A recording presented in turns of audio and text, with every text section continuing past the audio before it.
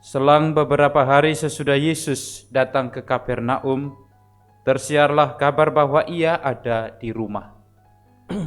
Maka datanglah orang-orang berkerumun sehingga tidak ada lagi tempat, bahkan di muka pintu pun tidak.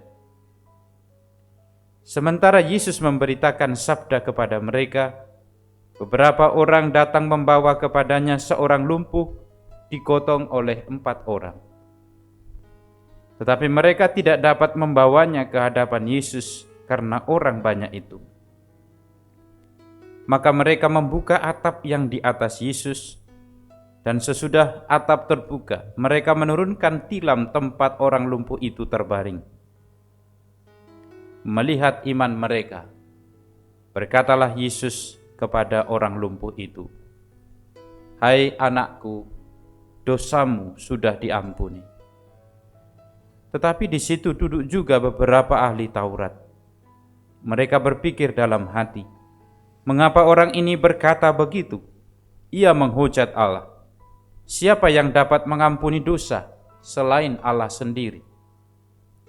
Tetapi Yesus langsung tahu dalam hatinya bahwa mereka berpikir demikian. Maka ia berkata kepada mereka, "Mengapa kamu berpikir begitu dalam hatimu? Manakah lebih mudah mengatakan kepada orang lumpuh ini, 'Dosamu sudah diampuni,' atau mengatakan, 'Bangunlah, angkatlah tilammu dan berjalanlah'?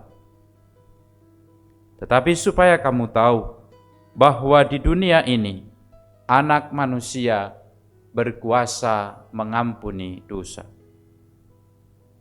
Lalu berkatalah Yesus kepada orang lumpuh itu, "Kepadamu kukatakan, bangunlah, angkatlah tempat tidurmu, dan pulanglah ke rumahmu."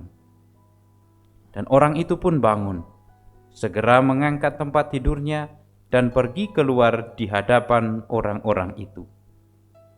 Mereka semua takjub, lalu memuliakan Allah, katanya, "Yang seperti ini belum pernah kita lihat."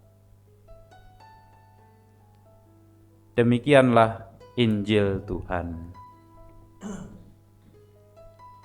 Saudara-saudariku yang terkasih dalam Tuhan,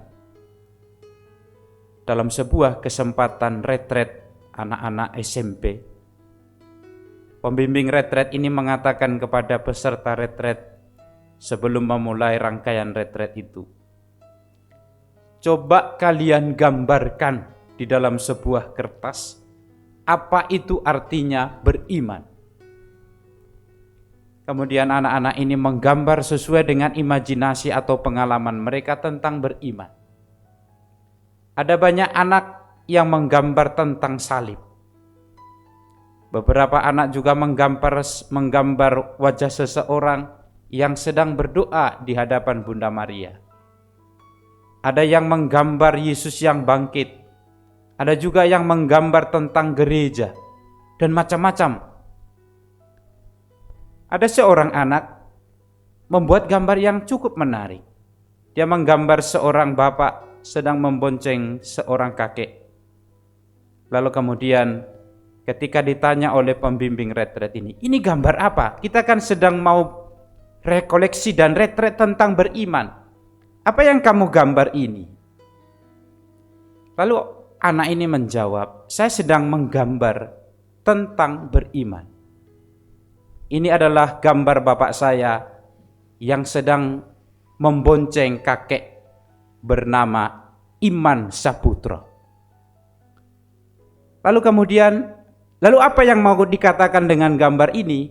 Lalu dia katakan, "Bapak Iman Saputra ini selalu diantar oleh bapak saya ke gereja setiap minggu. Karena dia tidak bisa berjalan dan dia tinggal sendirian di rumahnya." Saudara-saudariku yang terkasih dalam Tuhan, Iman itu bukan sesuatu yang imajinasi saja, bukan sesuatu yang tersembunyi rupanya. Iman itu harus bisa dilihat konkret, bisa dilihat oleh orang kasat mata. Dan itulah yang kita lihat dalam Injil hari ini.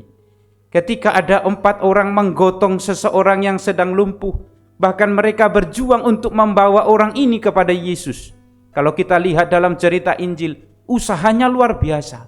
Karena banyak orang, mereka tidak bisa membawa dengan mudah orang ini kepada Yesus. Sampai membongkar atap rumah. Lalu kemudian menurunkan orang lumpuh itu di hadapan Yesus.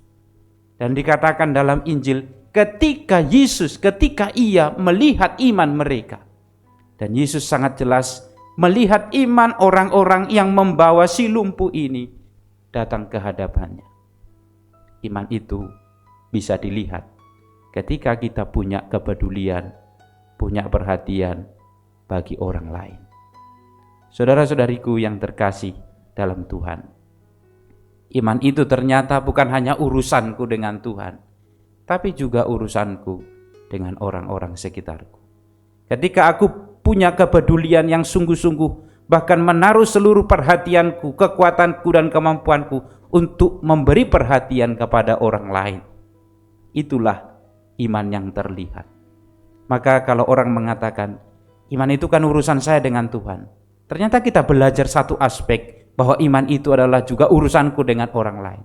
Iman itu juga terlihat jelas di hadapan mata, dan orang lain dapat mengalami dan melihatnya. Maka saudara-saudariku yang terkasih, mari kita menumbuhkan iman yang bisa dilihat oleh orang-orang sekitar kita. Amin.